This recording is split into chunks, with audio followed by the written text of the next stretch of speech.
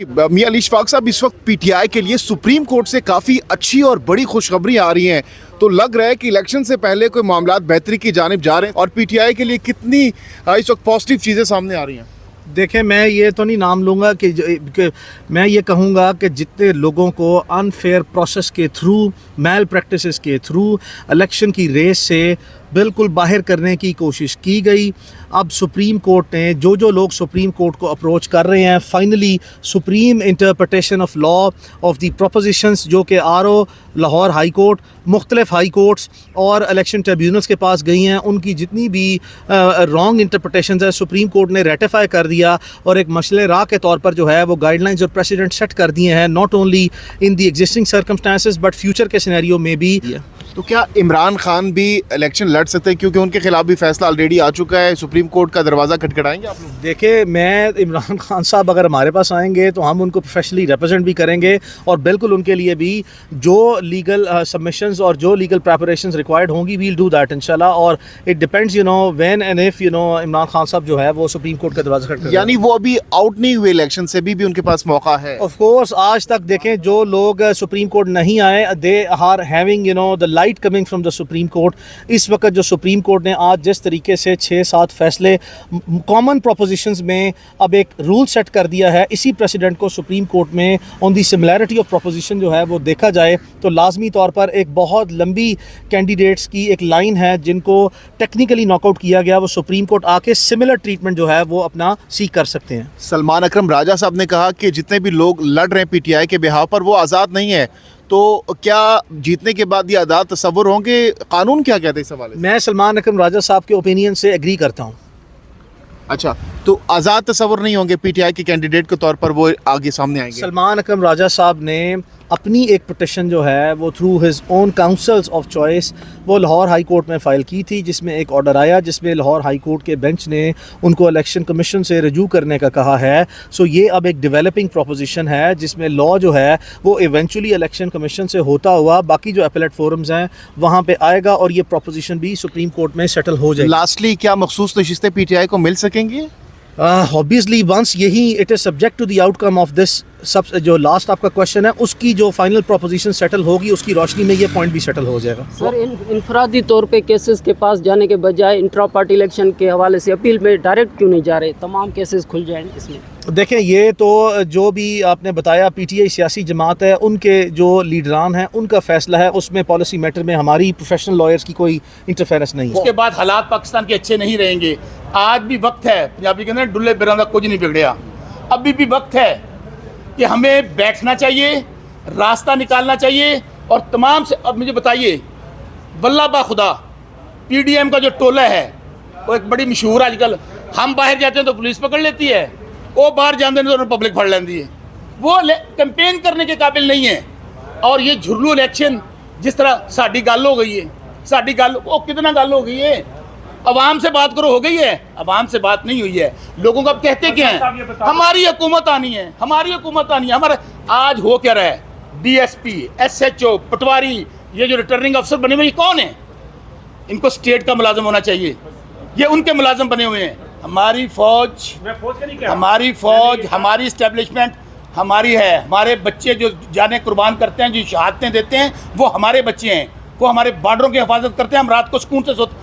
ये जो मुखालिफ टोला है, मैं फिर कह रहा हूँ, ये मुखालिफ टोला अपने, ये वही मुखालिफ टोला, याद कीजिए कौन है, जो sitting chief of army staff के मतलब क्या गुफ्तगू करते थे, जो क्या, मैं वो बातों में जाना नहीं चाहता, निकाले ना वो जो सियालकोट वाला जो क्या कहता था on the floor of the house.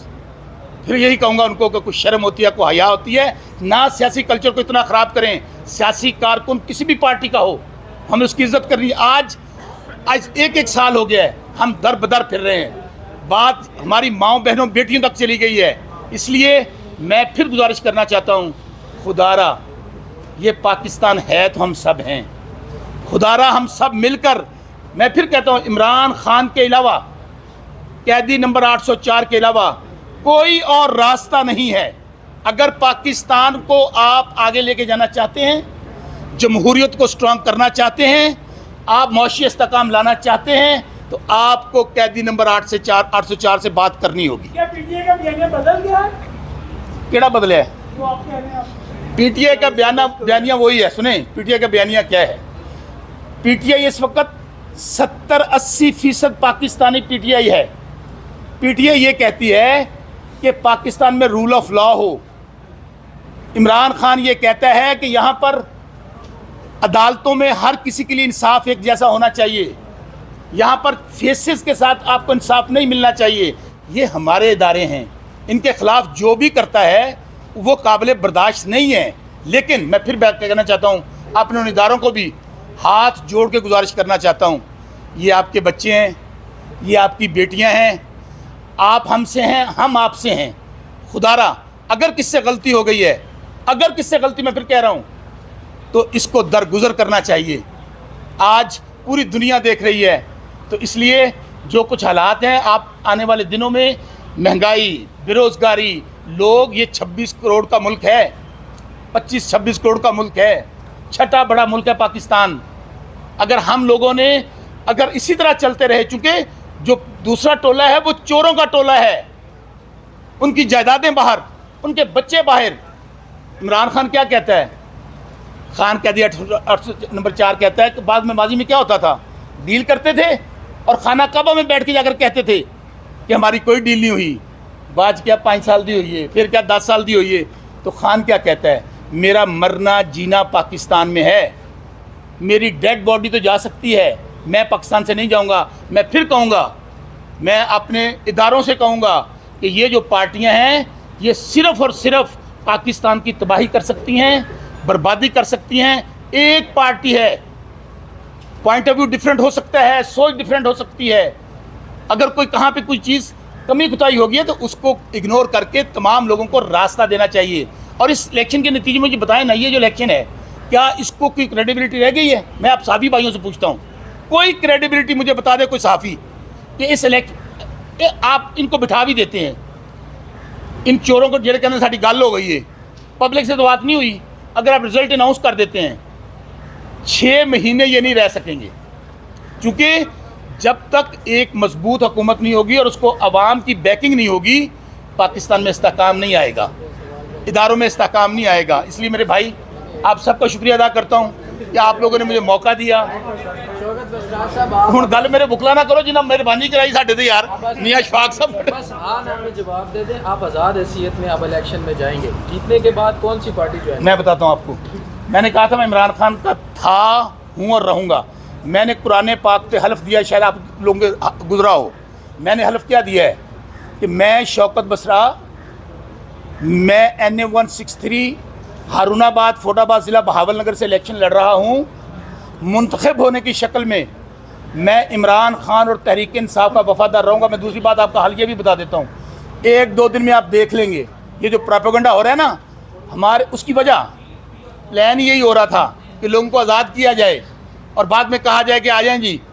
तमाम लोग, जो मैं ओथ कह रहा हूँ, तमाम लोग ये ओथ देंगे और वो आपके सामने आ जाएगा कि हम इमरान खान के थे, हैं और रहेंगे। मियां अली इशफाक साहब।